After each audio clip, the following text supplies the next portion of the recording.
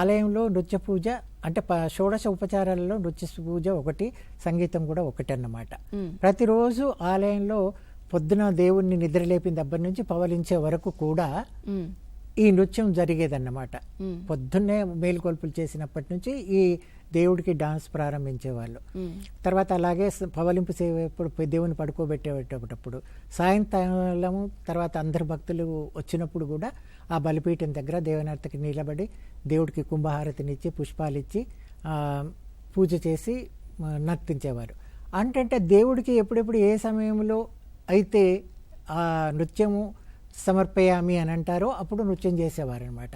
సంగీతం సమర్పయామి అన్నప్పుడు సంగీతం పాడేవారు, వాద్య సమర్పయామి అన్నప్పుడు వాద్యం వాయించేవాళ్ళు. వీళ్ళందరినీ కూడా ఎప్పుడైతే టెంపుల్ కన్స్ట్రక్షన్ అప్పుడే వీళ్ళందరినీ అపాయింట్ చేసేవాళ్ళు. అలాగా రుచకలకి దీనికి సంబంధం. అయితే దాంట్లో అందరూ వెళ్ళి చేసేవాళ్ళు కాదు. ఎవరైతే 10 సంవత్సరాలు నిండిన తర్వాత ఆలయానికి అంకితం అవుతారో, ఇంకా వాళ్ళు బయట ప్రపంచంతో సంబంధం ఉండకుండా వాళ్ళే అర్హులు అన్నమాట నృత్యం చేయడానికి.